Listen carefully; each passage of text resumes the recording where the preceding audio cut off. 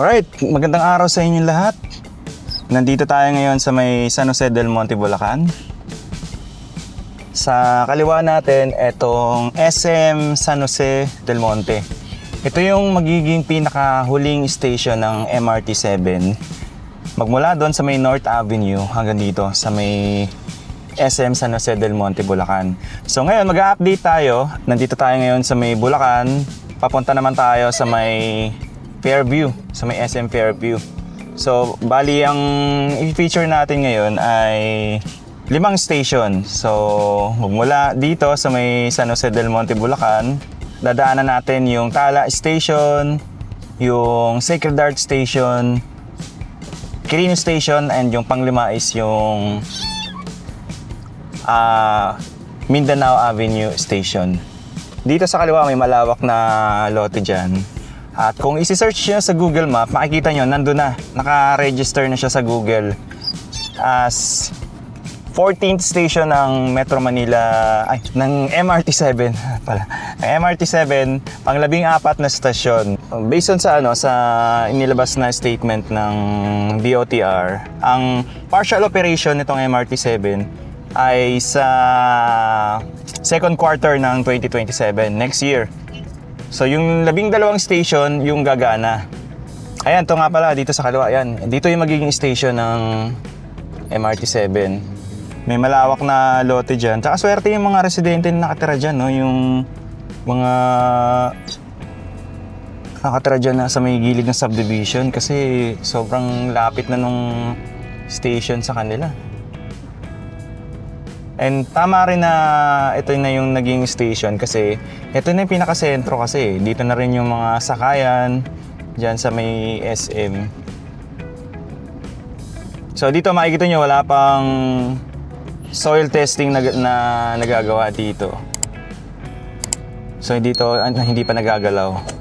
Bali magiging fully operation daw itong MRT-7 sa taong 2028. So sa 2027, second quarter ng 2027, from North Avenue Station to Sacred Heart Station, yun yung magiging partial operation. Bali, 12 stations yung gagana.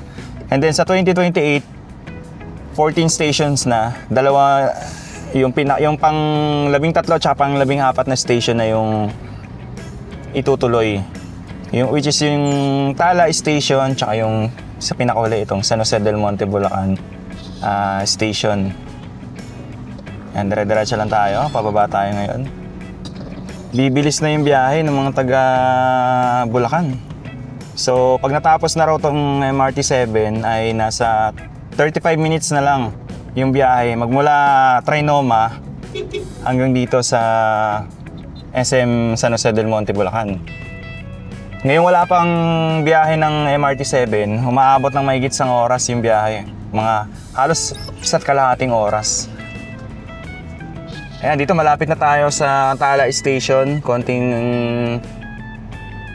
liko na lang natin, madadaanan na natin. Dito yan sa may kaliwang side. Kung papunta naman kayo dito sa may SM San Jose del Monte, Bulacan, nasa kanan naman siya.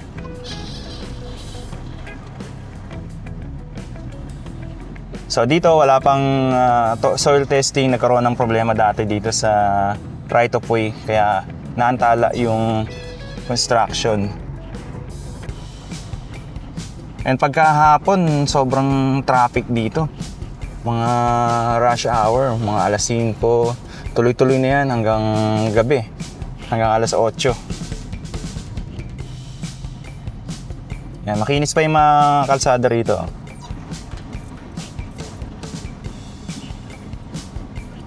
Ayan, dito tanaw na natin itong itong MRT-7.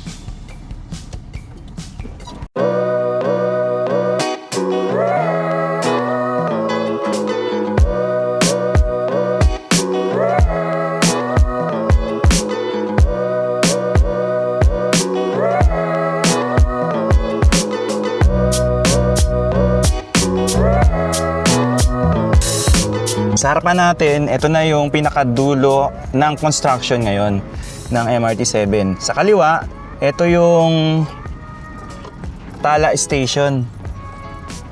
Ito ay matatagpuan dito along Quirino Highway sa Barangay Tala, North Caloocan. Ito yung pang-13 station bago sa terminal station ng San Jose del Monte, Bulacan. Ayan.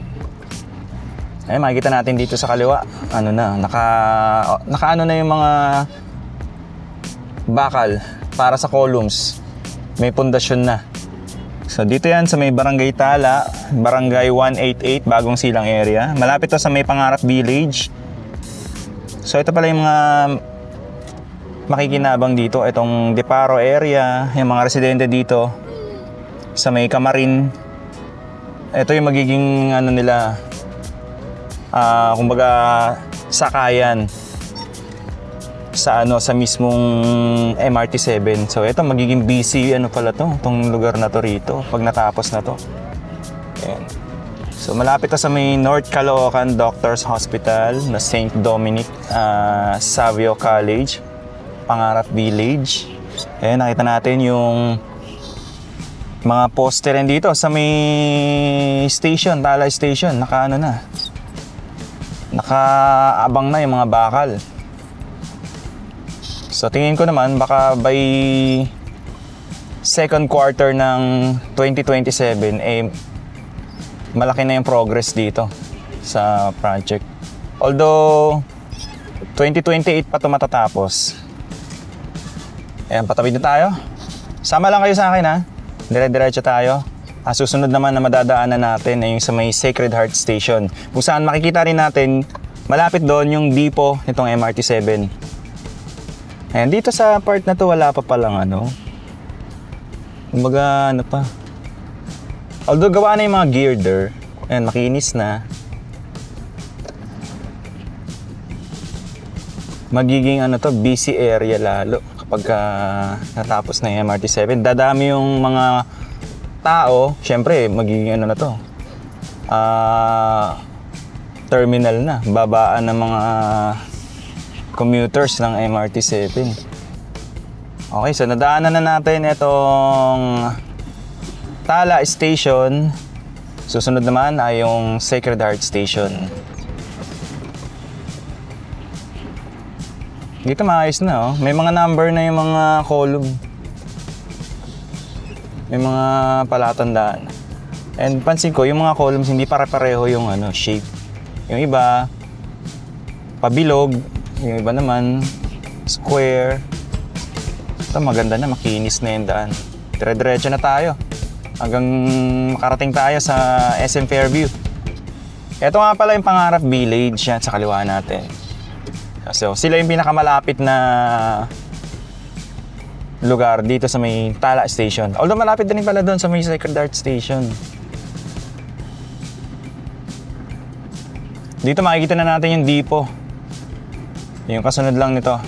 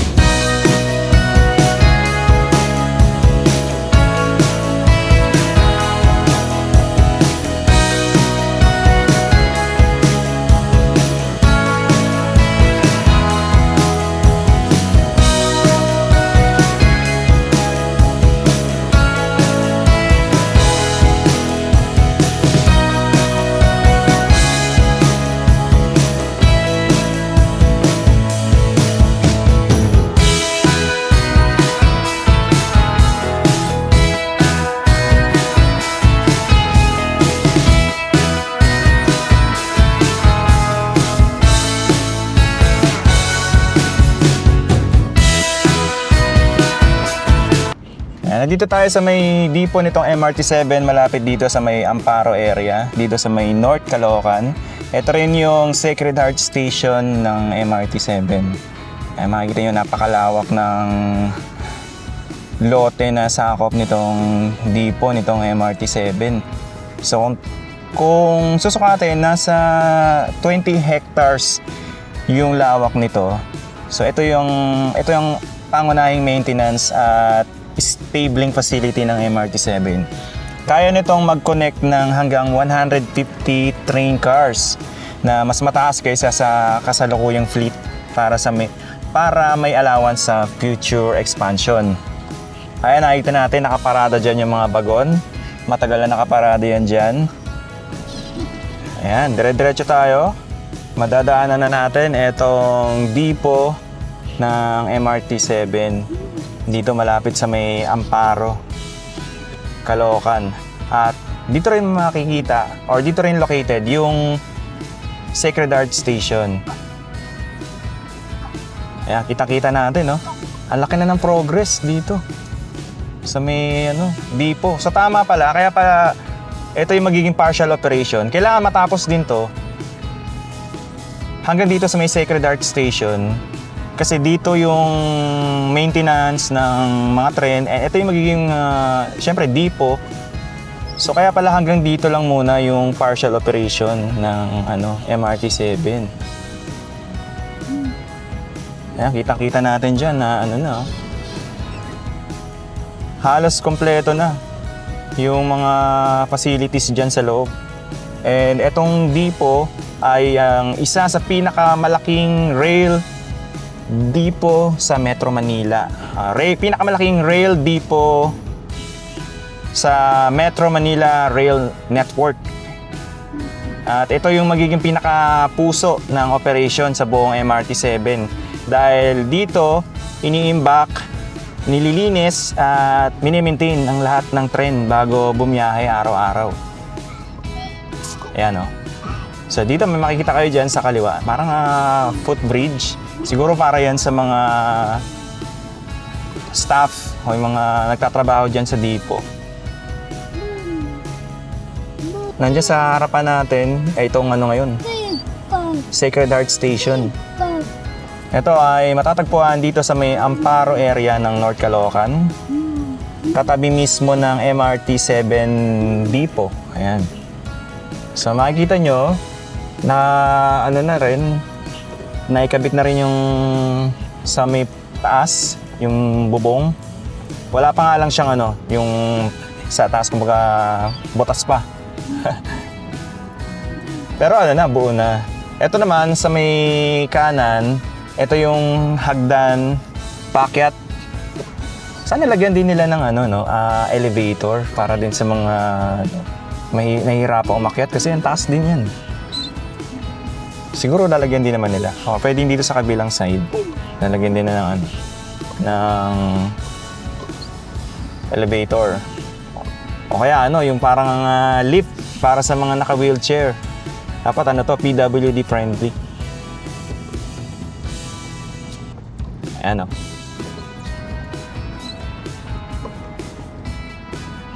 So ito ang pang-12 stasyon, 12 station.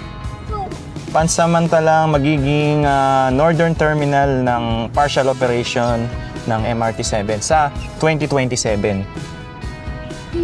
So malapit ito sa Amparo Subdivision, Amparo Village, Sacred Heart Village 1, 2, 3 at yung mga kalapit na subdivision. Ayan, dito lang sa kaliwa, dito nakapwesto yung yung mga bagon. So pagka papunta kayo, papuntang San Jose del Monte, Bulacan, paladaanan nyo. Makikita nyo, pagka tumingin kayo sa kanan, makikita nyo yung mga tren na naka-park. Ayan, dire-diretso na tayo. Ang susunod na station naman ay yung Quirino Station. Dito pulidong-pulido na yung mga girder, yung railway track gawa na. Matagal na yan nung binablog natin to. Malapit din pala to sa Dr. Jose N. Rodriguez Memorial Hospital. So mahalaga tong Sacred Heart Station. Ito yung magiging pangunahing sakayan ng mga commuter mula dito sa Malaria, Amparo, Camarin, Deparo, and sa ilang part din ng San Jose del Monte. So dito, Inaasahan na isa ito sa pinaka-busy na station dito sa may northern section. Marami ring mga UV, express, at saka jeep and bus route yung pwedeng maging terminal etong station na to o dumaan dito bilang feeder service. Yan. Medyo madilim lang tayo kasi against the light ata tayo. Nandun yung araw palubog sa harap natin. Pero kitang-kita naman natin yung daan nitong MRT-7. So, susunod na station ay yung Quirino Station, malapit na. Pagliko natin dyan, kung mapapansin nyo, pa-curve na yung yung railway truck o itong mga girder.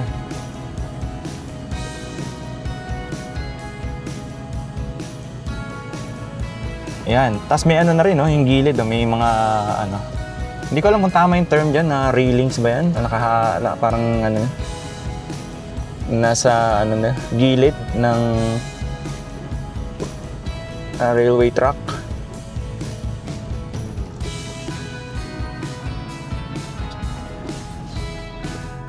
Dito, pansin natin na nagkaroon na sila ng soil testing dito, no? Pero parang iniba nila yung route. Dito nila pinadaan sa loob. Siguro dahil masyadong pa-curve itong highway, kaya hindi nila dito pinadaan.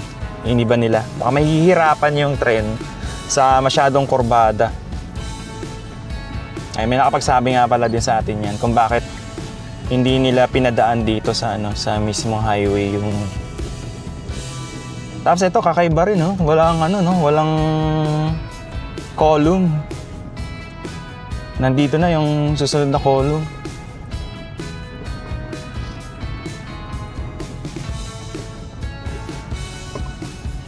Yan, dire-diretso lang tayo. Dito wala na masyadong traffic, pero nagsusimulang magka-traffic banda ron sa Tala Station kasi yung mga lumiliko papunta ng Regalado, yun yung nagkakos ng pagbagal ng flow ng mga sasakyan. Malapit na tayo sa Quirino Station. Etong labing isa na station. Yan, napaliparin na rin natin ng drone to. Then nakita na rin natin yung sa may itaas nito. Bali itong Quirino Station may bubong na siya eh. Parang sa tingin ko lang nasa na to eh, nasa 85% tapos na to. Etong Quirino Station. Ayan. So dito sa part na to medyo matraffic kasi yung mga paliko dyan sa kaliwa sa may Regalado. Ayan, medyo naiipon yung mga sasakyan. Pero pag nakalagpas tayo dito, maluwag na ulit. So makikita nyo, etong Quirino Station, may nakikita na tayong ilaw dyan. Tapos yung hagdanan ng mga commuters dito sa kaliwa, ayan, buo na rin. And then itong sa ibaba, buo na rin, may mga ilaw na rin. Siguro konting konting polish. At mukhang dito sa kanan, ito. Yan yung blue na yan. Diyan yata yung magiging entrance and exit. So maglalagay din sila dyan ng hagdan. Dito sa kaliwa meron din pala. Maraming siguro. Ang may hawak pala ditong construction na to ay si Baldo Construction and Development Corporation. Ayan, BCDC. So sa kanya nakatoka to. Tama ba yung term? Naka-assign itong Quirino Station. Ang pang-11th station ng MRT-7 magmula sa North Avenue Station. Yan. Kita nyo traffic na, no? Pagka hapon yung mga papunta ng San Jose del Monte, Bulacan. So hindi na matatraffic yung mga commuters pag pauwi na sila.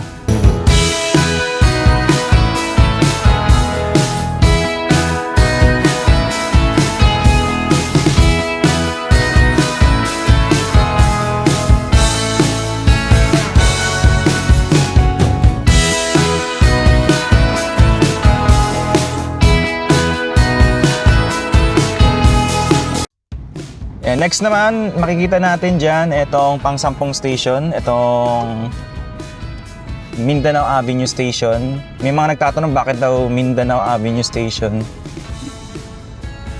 Yung Mindanao daw ay nasa Mindanao Avenue ay nasa malapit doon, 'di ba, sa may Congressional. Actually, meron din kasi ditong Mindanao Avenue doon sa sa likod nitong SM Fairview. Kaya siya tinawag na Mindanao Avenue. Hindi siya yung Mindanao Avenue na magmula Trinoma dire-diretso hanggang NLEX. So iba yon. Ito naman, Mindanao Avenue dito sa likod ng SM Fairview.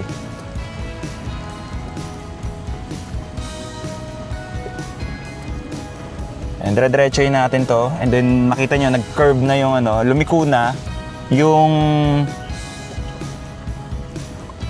railway track papunta dito sa may Sacred Heart Station. So ngayon nandito tayo sa harap ng SM Fairview, pero kitang-kita naman na sa drone shot natin kung gaano nakalawak din yung progress ng station dito. Ayan. Katabi lang siya ng SM Fairview. And ito rin ay magiging isa sa pinaka-busy commercial areas dito sa Northern Quezon City. So possible na maging isa ito sa mga station na magkakaroon ng pinakamataas na ridership sa unang araw ng operation. So maraming commuters mula Fairview, Novaliches, North Caloocan, San Jose del Monte, Bulacan ang expected na sasakay dito. Katabi nga pala nitong Mindanao Avenue Station dito sa may SM Fairview, makikita nyo may construction din dyan, may under construction ng building dyan. Yun yung NU College. Bali magkakaroon ng NU College dyan katabi ng SM Fairview. So ang swerte naman ng mga student ng NU. Tabing-tabi lang nila yung station. Paglabas nila ng campus, andyan na kaagad yung station nila. So isa-isayin natin yung mga station. Magmula doon sa may North Avenue, susunod doon yung Quezon Memorial Circle, nasa ilalim yon. Susunod ang University Avenue, Tandang Sora Station. Next, Don Antonio Station. Sunod naman Batasan Station. Pang-7 ay yung Manggahan Station na nasa bandang Litex. Pang-8 yung Doña Carmen, malapit sa may Regalado Avenue. Yung pang-9 is yun nga mismo, yung Regalado. Tapos pang-10 yung Mindanao Avenue, eto, sa may tabi ng SM Fairview. And 11, yung Quirino Station, Sacred Heart Station, pang-12, Tala Station, and pinakahuli, yung sa may SM San Jose del Monte, Bulacan. So may haba ito na 22 kilometers mula North Avenue, Quezon City hanggang San Jose del Monte, Bulacan.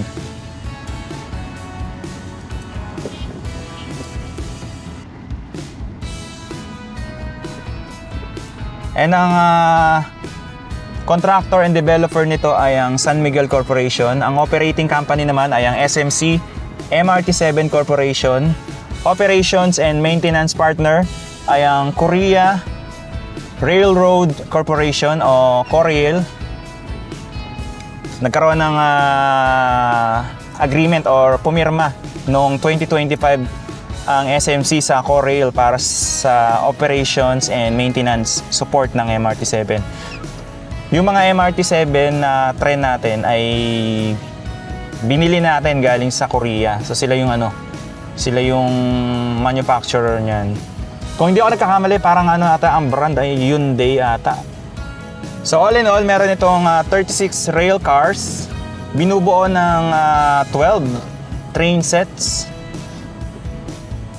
And merong 3 bagon sa kada isang tren. So 3-car configuration. And design para sa future expansion kung kakailanganin. So pinaghahandaan rin nila yung future, magkakaroon ng expansion para sa dito sa project ng MRT7. Kaya ang budget nga pala ng project na to ay 77, more or less 77 billion pesos. Ito ay ang isa sa pinakamalaking railway public-private partnership or PPP project ng Pilipinas. Ang pangunahing nagpopondo nito ay ang San Miguel Corporation under concession agreement ng government, ng Philippine government.